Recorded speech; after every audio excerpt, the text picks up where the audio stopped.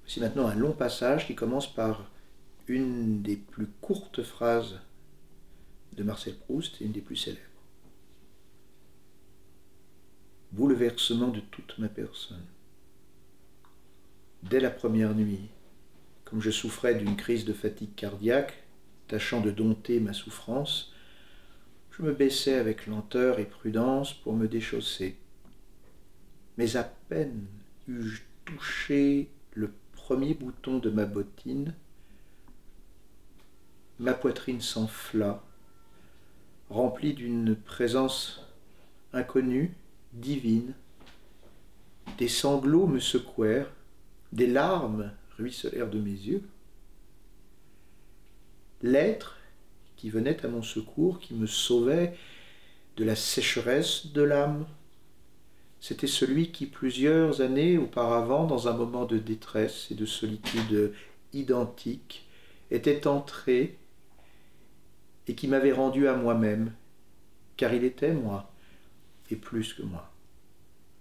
Je venais d'apercevoir dans ma mémoire, penché sur ma fatigue, le visage tendre, préoccupé et déçu de ma grand-mère, telle qu'elle avait été ce premier soir d'arrivée, le visage de ma grand-mère, non pas celle que je m'étais étonné et reproché de si peu regretter et qui n'avait d'elle que le nom, mais de ma grand-mère véritable, dont, pour la première fois depuis les Champs-Élysées où elle avait eu son attaque, je retrouvais, dans un souvenir involontaire et complet, la réalité vivante.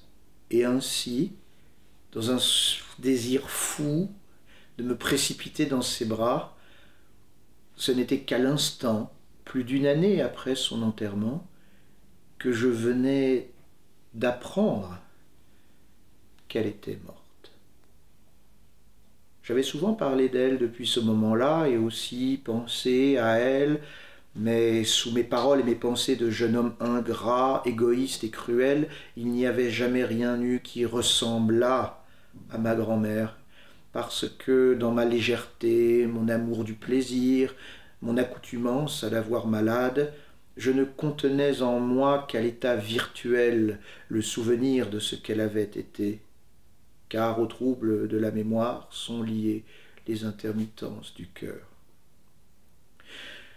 Je me rappelais comme une heure avant le moment où ma grand-mère s'était penchée, ainsi, dans sa robe de chambre, vers mes bottines. J'avais cru que je ne pourrais jamais, dans le besoin que j'avais de l'embrasser, attendre l'heure qu'il me fallait encore passer sans elle.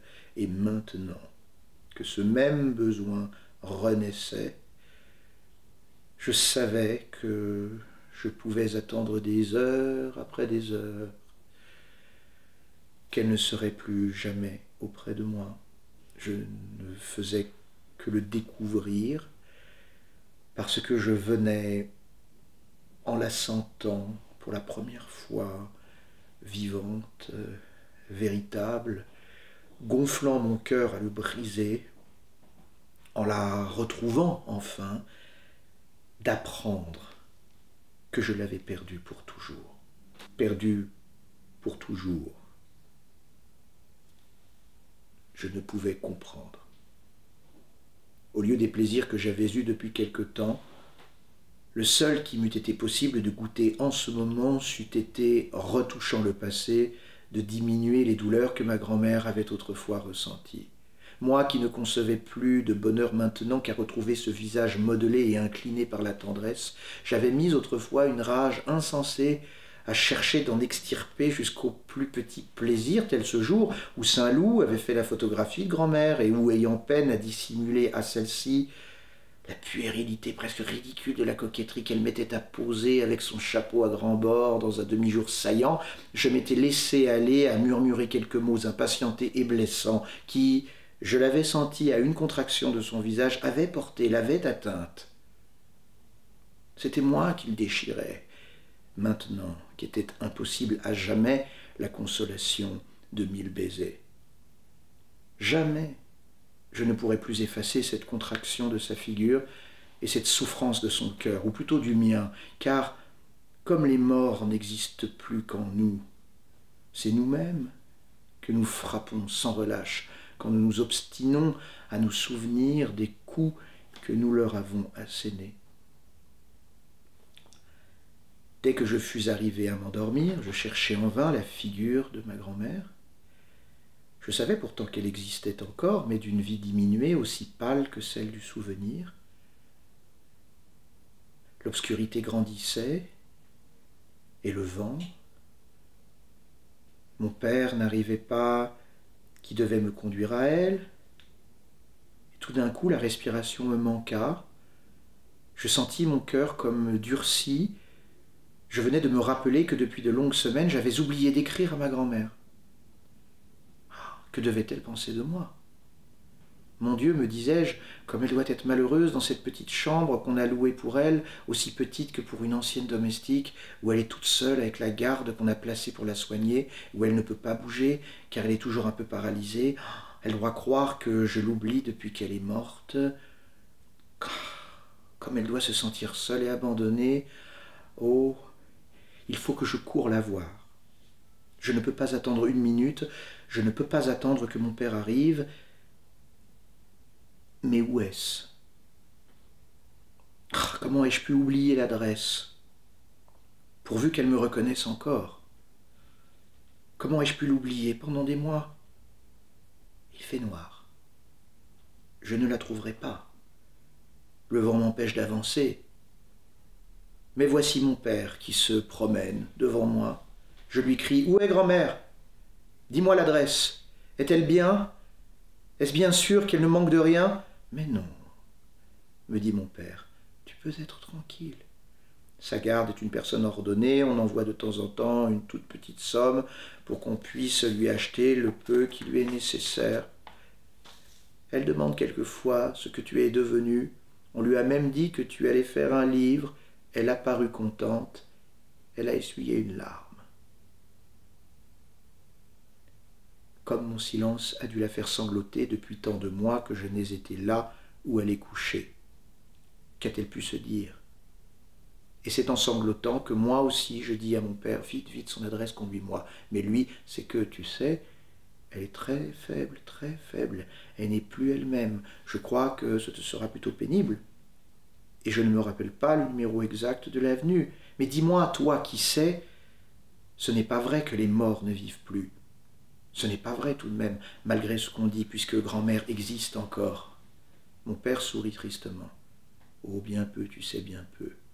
Je crois que tu ferais mieux de n'y pas y aller. Elle ne manque de rien. Mais elle est souvent seule? Oui. Mais cela vaut mieux pour elle. Il vaut mieux qu'elle ne pense pas, cela ne pourrait que lui faire de la peine. Cela fait souvent de la peine de penser. Du reste, tu sais, elle est très éteinte, je te laisserai l'indication précise pour que tu puisses y aller, et je ne vois pas ce que tu pourrais y faire. Tu sais bien pourtant que je vivrai toujours près d'elle. Mais déjà j'avais retraversé le fleuve aux ténébreux méandres. J'étais remonté à la surface où s'ouvre le monde des vivants. J'avais oublié de fermer les volets. Et sans doute le grand jour m'avait éveillé. Mais je ne pus supporter d'avoir sous les yeux ces flots de la mer que ma grand-mère pouvait autrefois contempler pendant des heures. Pour ne plus rien voir, je me tournai du côté du mur, mais hélas, ce qui était contre moi, c'était cette cloison qui servait jadis entre nous deux de messager matinal, cette cloison qui, aussi docile qu'un violon à rendre toutes les nuances d'un sentiment, disait si exactement à ma grand-mère ma crainte à la fois de la réveiller et, si elle était éveillée déjà, de n'être pas entendue d'elle. Puis aussitôt, comme la réplique d'un second instrument, 3 petits coups m'annonçant sa venue et m'invitant au calme. Je savais que je pourrais frapper maintenant, même plus fort, que rien ne pourrait plus la réveiller, que ma grand-mère ne viendrait plus. Et je ne demandais rien de plus à Dieu, s'il existe un paradis, que d'y pouvoir frapper contre cette cloison les 3 petits coups que ma grand-mère reconnaîtrait entre 1000 et auxquels elle répondrait par ces autres coups qui voulaient dire « Ne t'agite pas, petite souris. Je comprends que tu es impatient, mais je vais venir. » Et qu'il me laissa rester avec elle toute l'éternité, qui ne serait pas trop longue pour nous deux.